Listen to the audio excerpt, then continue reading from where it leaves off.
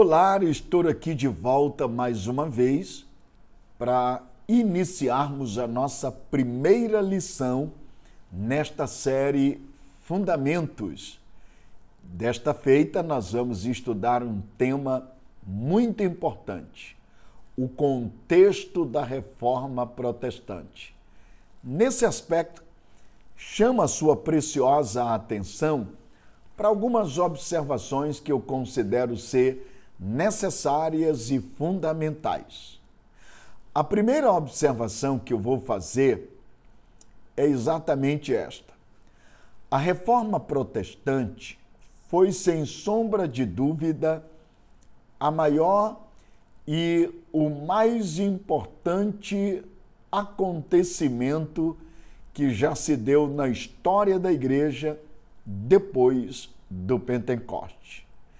Depois do Pentecoste, nenhum evento tornou-se tão relevante, tão importante e teve tamanha influência na trajetória da Igreja como a Reforma Protestante, que se deu em 1517, no dia 31 de outubro, há pouco mais de 500 anos atrás.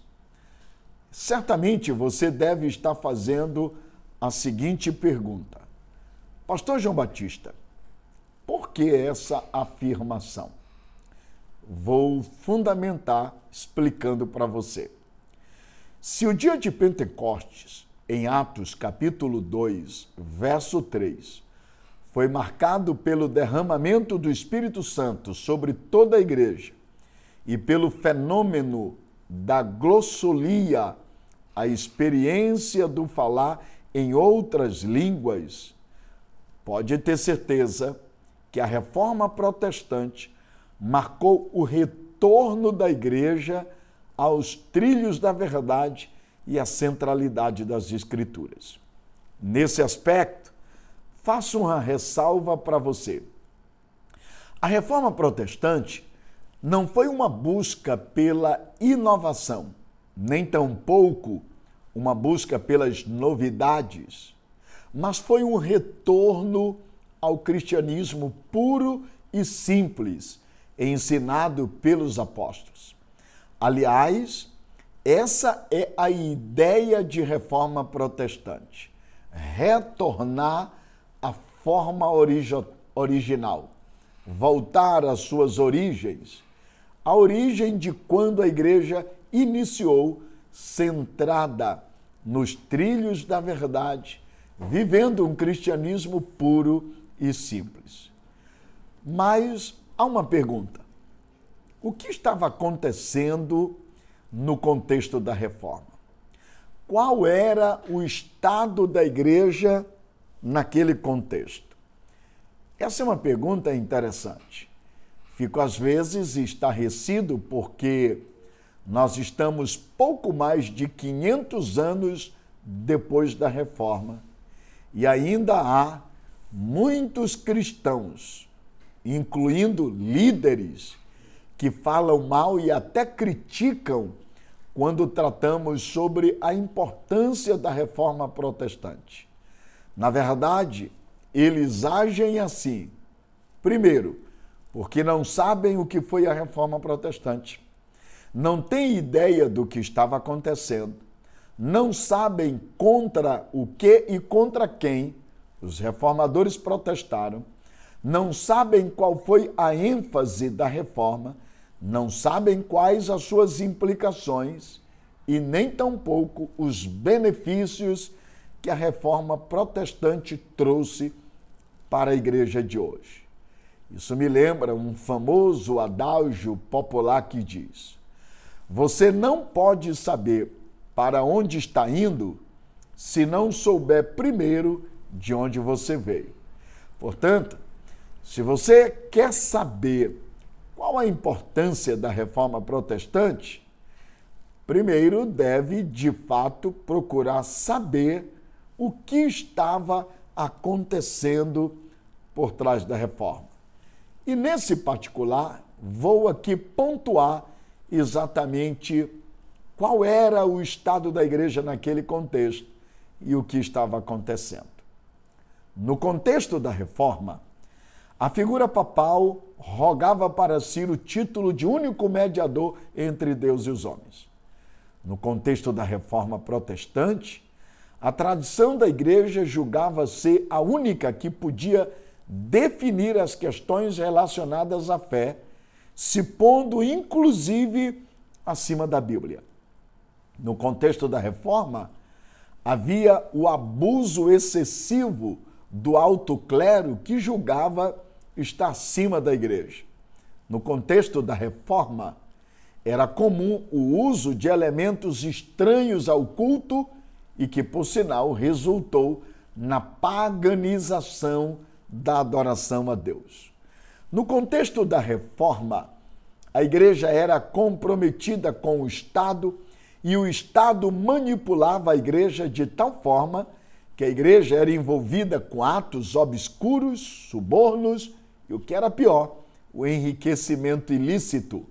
No contexto da reforma, a venda de indulgências era algo tão comum que os líderes da igreja mercadejavam a fé e tornavam a salvação uma obra meritória. Estou pontuando para você tudo isso de uma maneira simples e sintetizada, apenas para pontuar a você que este era o quadro pintado pela história que descreve a triste situação da igreja naquele contexto. E o resultado desse desvio da igreja era visto em todas as áreas da sociedade. No contexto político, aquele era um período marcado por muitas desarmonias, muitas guerras e crises nas mais diversas esferas da sociedade. No contexto social, havia muita fome, flagelo, epidemias, como a chamada peste negra de 1348, e outros males que produziram a morte e a devastação, além, claro, da desordem social. No contexto espiritual, a sociedade estava mergulhada na perversão, na inversão de valores, totalmente jogada ao pecado. E o pior de tudo é que diante dessa triste situação, a igreja não fazia nenhuma diferença ao ponto de não haver exatamente credibilidade. O que havia era um descrédito total por parte da sociedade no papel da igreja. O sentimento predominante na sociedade era de insegurança, ansiedade, melancolia e pessimismo. Isso revela um princípio. Todas as vezes na história que a igreja saiu dos trilhos da verdade e abandonou exatamente a verdade, se desviando do evangelho e, o que é pior, se infiltrando e deixando-se influenciar pela cultura, ela consequentemente padeceu e perdeu a sua identidade, deixando de cumprir o seu papel. Portanto, a igreja foi chamada do mundo para estar no mundo, sem ser do mundo, mas para ser luz do mundo. Os nossos pés estão aqui, mas os nossos corações estão no céu. Portanto, a igreja é o sal que coíbe a decomposição do mundo. E se a igreja perde a sua capacidade de salgar, e se a luz não pode iluminar, ela falha em sua missão. O mundo mergulha em densas escuridões. Enquanto ela estiver aqui no mundo, pesa sobre ela a árdua missão, exatamente de proclamar a verdade, defender a verdade e denunciar o pecado. Por isso, estudar sobre a reforma protestante é fundamental, porque você vai perceber que o contexto da reforma protestante eram dias maus, caotizado, deplorável, um estado vergonhoso e que se assemelha muito ao contexto dos nossos dias em que nós vivemos. Na verdade, a Reforma Protestante foi um fenômeno que incluiu vários aspectos envolvendo tanto o âmbito sociopolítico, econômico, científico e cultural. Mas, sobretudo, foi também um evento de natureza teológica que resultou no retorno da Igreja ao centro das Escrituras. Nisto, a Reforma Protestante foi uma resposta dos reformadores aos desvios da Igreja. Por essa razão, a ênfase da Reforma tem 5 pontos e eu vou dizer para você quais são eles. Primeiro, sola Escritura. Somente a Escritura é a nossa única regra de fé e prática. Foi isso que os reformadores pontuaram. Segundo, sola Christus. A salvação é somente por meio de Cristo e não há salvação fora de Cristo. Terceiro, sola gratia. A salvação é somente pela graça e não pelas obras. E quarto, sola fide. A salvação é recebida somente pela fé e não pelas obras. E quinto, sola Deus glória. Somente Deus merece toda a glória, porque a salvação não é obra humana, mas é fruto da graça divina. Na verdade, as 5 solas da Reforma Protestante se constituem os pontos principais que representam uma resposta clara dos reformadores contra os ensinos equivocados da Igreja Romana naquele contexto.